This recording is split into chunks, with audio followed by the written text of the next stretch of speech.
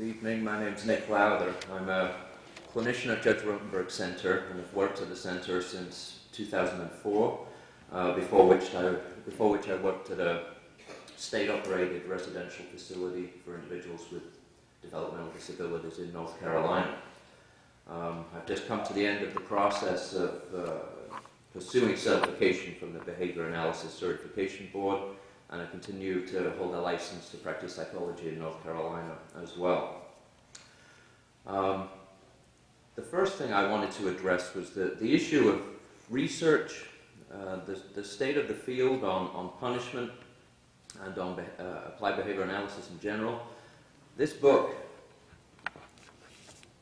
which is written by Cooper, Heron, and Hewitt, is the primary preparation material for the BCBA credential, the Board Certified Behavior Analysis.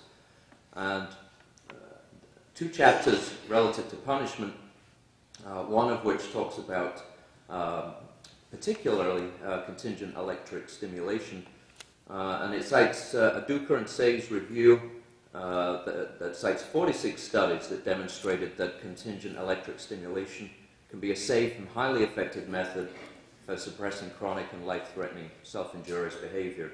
So there is ongoing research. The consensus continues to be that more research is needed, but it's not the case that the consensus among applied behavior analysts, at least, it's not the case that the consensus is that there is no place ever for the use of punishment in the context of a primarily positive behavioral program, which brings me to JRC in particular. My caseload is 20 individuals, maybe just above 20 individuals at the moment, one of whom is Ava's son. None of the clients on my caseload have the GED in their program. It's not the case that JRC is moving to get rid of these students because the GED has not been approved, whether it's because the client doesn't need it or the parent's not yet ready for that level of intervention. Nonetheless, even if the student's not making perfect progress, we continue to work with the individual. The interventions include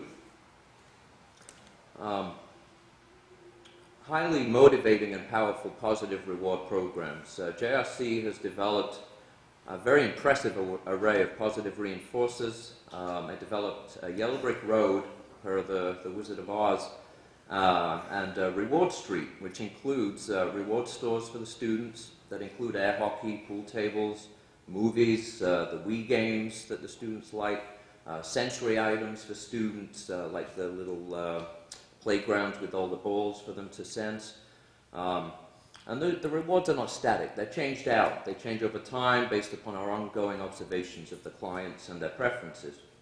The client's first week at JRC is welcome week. Whether or not the client has in their IEP a one-to-one paraprofessional, which many do, but some do not, whether or not that's there, JRC gives the student one-to-one for all the waking hours of the first week.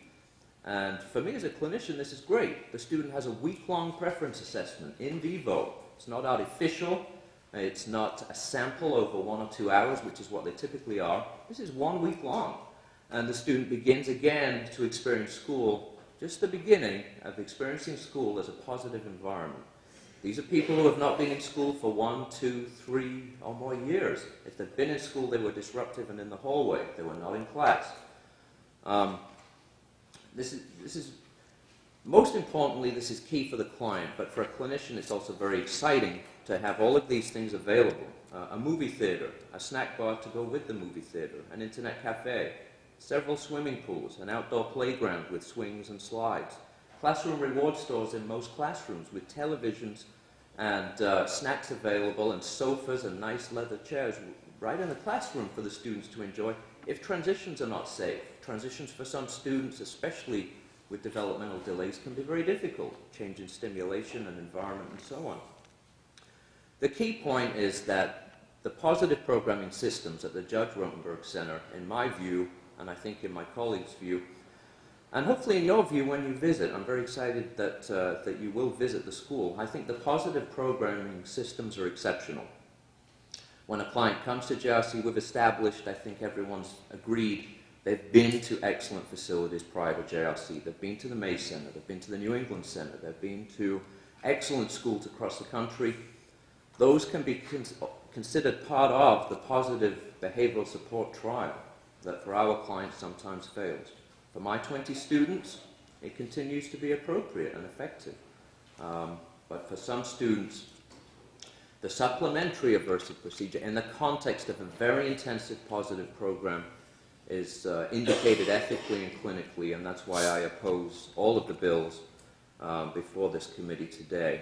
I certainly oppose most strongly a ban on aversive therapy. It's needed to supplement these positive programs for some clients, and you've heard a lot of testimony as to why. I'm also extremely concerned that as a clinician, I think it's very important to be able to make fluid and quick fluid decisions based upon the data, and JRC is always collecting frequency data that's displayed. I arrive to work, it's already on the chart. I don't input it. We have a department that does just that. And I'm able to examine my clients' data every day, as well as visit with them in person every day, as well as get collateral information from the parents who can stop by any time. That's an important side point, which is it's truly an open door policy. If a parent comes to the school, I'm to stop what I'm doing and I'm to spend time with that parent and with the client, of course. I know I'm almost out of time. I think some of the clinicians, including myself, might follow up with you with references and articles that will demonstrate that punishment is not... JRC's sometimes use of punishment to supplement positive programming does not isolate JRC as separate from the scientific field. And references such as this one can demonstrate that. Thank you. Thank you very much for your testimony, and we would certainly like to receive any information or articles that you have. Absolutely. Thank you.